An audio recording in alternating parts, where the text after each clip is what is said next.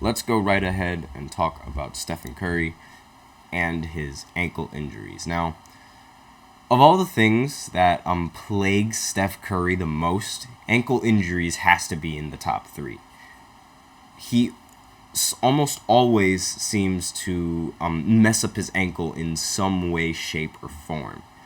And like part of that is like because he does do a lot of running, and because he does a lot of running, I mean it makes sense how his ankles, like, they tend to be a little bit more flimsy than a lot of other players that just stand there most of the time. But his ankles, like, they've always been a problem since college and going into the NBA. He always, almost always, and like when he's on a run, he has, like, on a great mid-season run, he gets hurt. He got hurt in 2018, I believe. He got hurt in 2013, 2014, and they've sort of, like, they've all plagued him, like, every single time.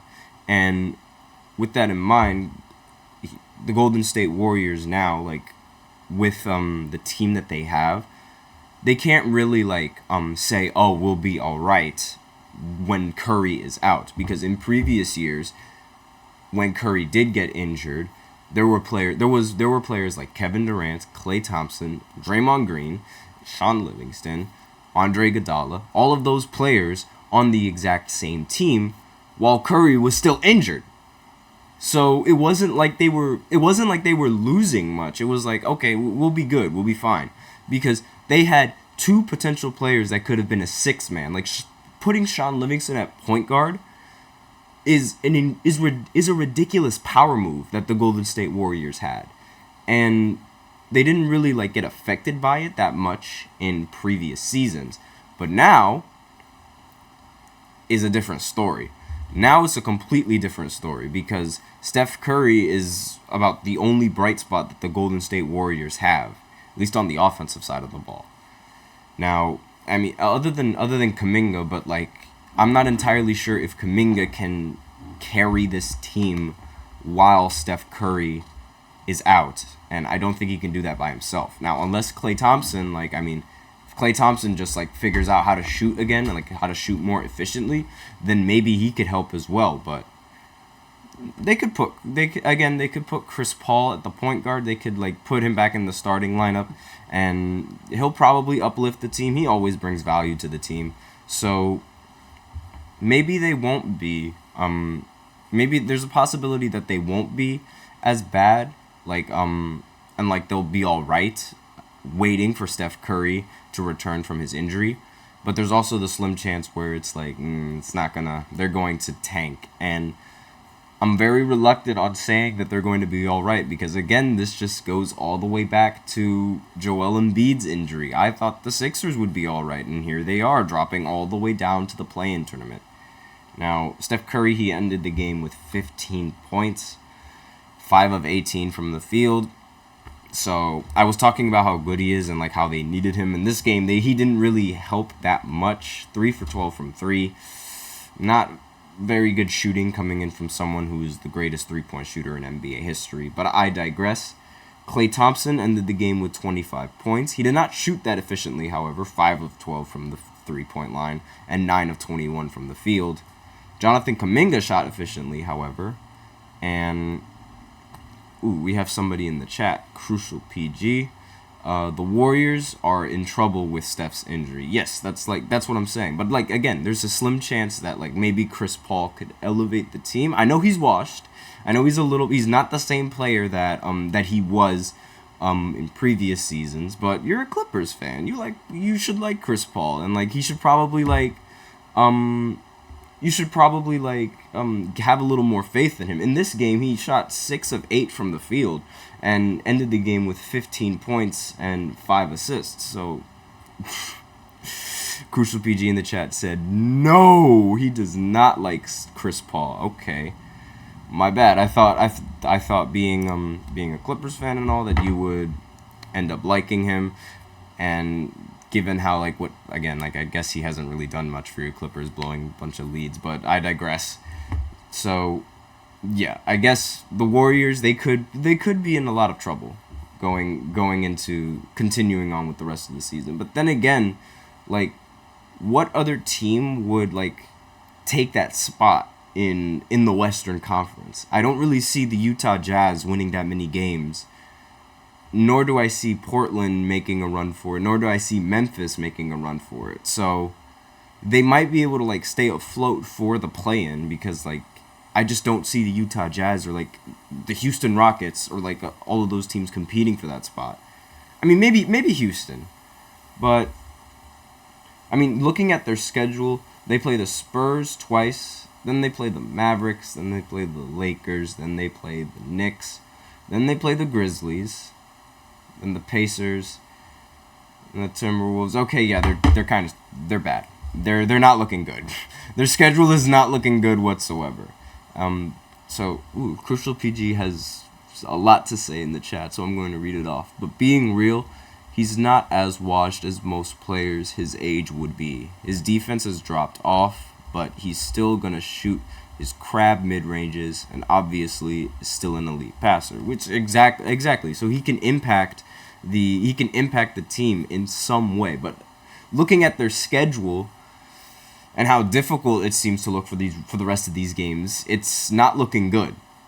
But I'm just going to go ahead and like take a look at the standings real quick just to see. Yeah, look. So right now they're above the Lakers in the play-in, and the Utah Jazz. Yeah, there are a few games behind them, and Houston Rockets are also a few games behind them. So maybe one of those teams can steal that spot if they don't end up winning a lot of games on their schedule. But yeah, this is a really bad time for a Steph Curry injury. Now, looking at the Chicago Bulls, DeMar DeRozan, he ended the game with 33 points. Kobe White ended the game with 20 points. Nikola Vucevic ended the game with 33 points and 11 rebounds. It's kind of weird how without Zach LaVine, they just decide, let's play some great basketball now. And the starters scored 105 points, with the bench scoring the rest of the 20 points. DeRozan shot hyper efficient from the field, 10 of 17 from the entire field, 3 of 6 from 3. And I mean, the Bulls, maybe they could make the playoffs. I mean, right now they're the 9th seed and they hold a play-in spot. And looking at the play-in, they're probably going to have to beat either the Hawks, or the Pacers. Now, if they match up against the Pacers, I'm not entirely sure if their offense is going to be quick enough for them. Now, Crucial PG had another comment. Rockets been pretty solid recently. I'd look out for them. Yes, Sengun has been really good in a lot of these games, and I mean, Dylan Brooks he's like, a lot of people like call him a villain, but so far he's definitely like improved his offensive game.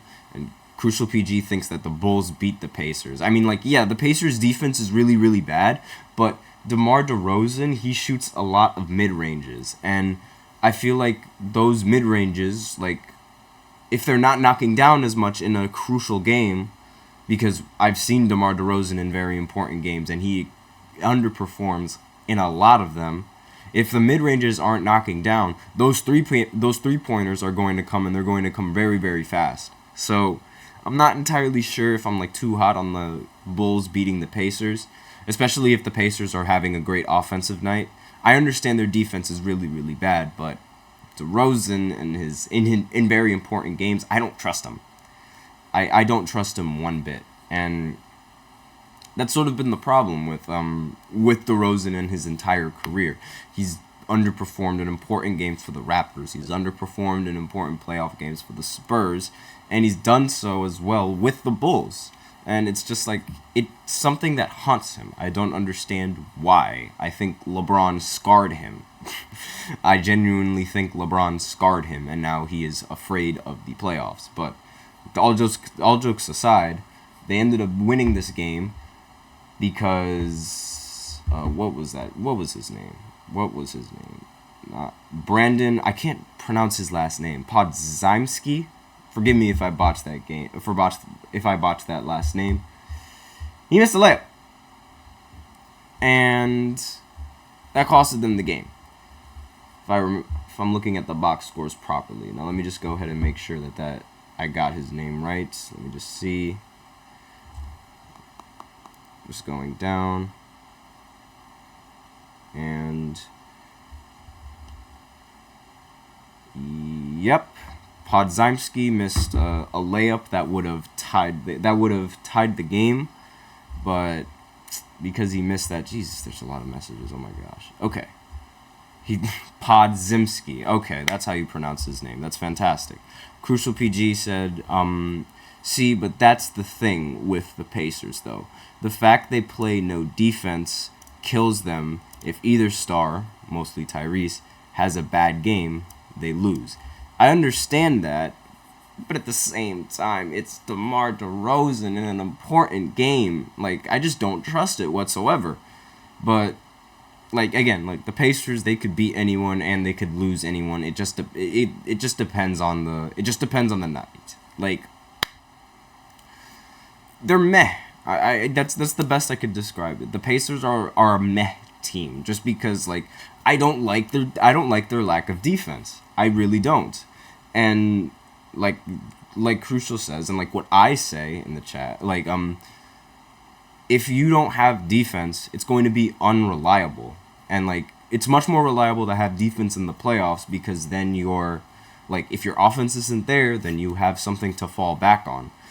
Crucial PG in the chat said they're wild cards because game to game you don't know what you're getting. And I mean, if you're Doc Rivers, then the solution is we just hit shots, plain and simple, no adjustments. But I really think that this team on the defensive end is going to be a real problem. But with that, we are out of time for this second segment, so we're going to continue talking about the NBA games that happened last night, and we're going to rip the Band-Aid off quickly in the beginning of that segment. So I'll be right back after this short break.